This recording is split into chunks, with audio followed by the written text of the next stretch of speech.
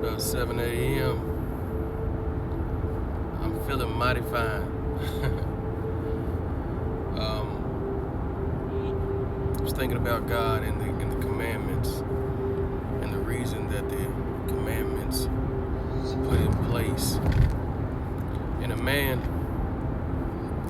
didn't need to be commanded to do anything unless he had some opposing force pulling him in the opposite direction of the command. You know, thou shalt not steal. Well, you don't need to steal when everything is good, man. But when you're put in a situation, you know, where it's either peer pressure or you're in dire straits and you have a need and you want something or have to get something so bad you're willing to steal for it, then that opposing force is pulling you in the direction to steal. Thou shalt not kill. Well, the situation that you're put in is causing you to have to take life, have to protect life, have to enforce that command, give in to that command of killing. And so God gives this opposing command to say thou shalt not, because it's not when things are good, it's not when things are easy or things are going well that this command needs to be kicked into play.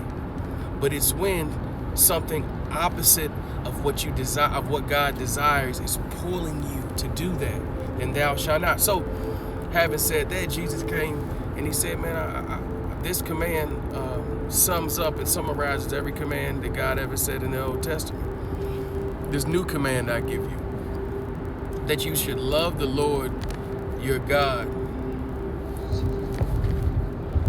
with your all, and that you should love your neighbor just as you love yourself. That's a command. That command goes out to God.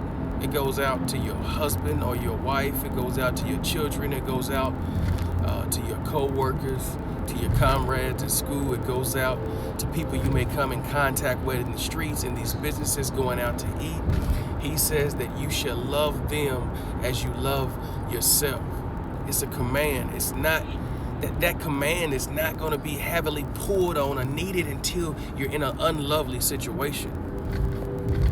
When the situation doesn't seem like it should be love, when the person isn't acting like they deserve love or that you want to love them, but God commands us.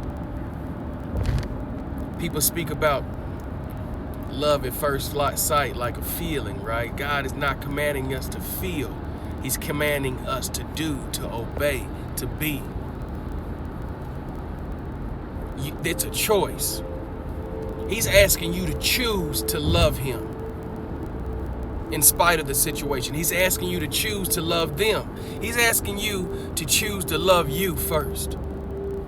Even when you don't feel like you deserve to be loved, even when you seem and acting and being real unlovely, acting and being real undeserving of love. He's saying that I need you to love you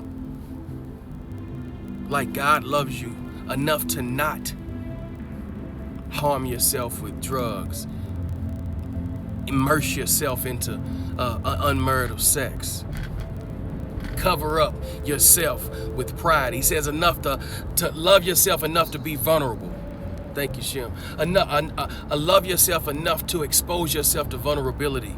Thank you, babe. Love yourself to expose yourself to the risk of being hurt, being let down. Love enough to be willing to go through again, even though the first time almost took you out, it almost killed you. He's still calling you to love. It's a command. He's telling you to put yourself under subjection.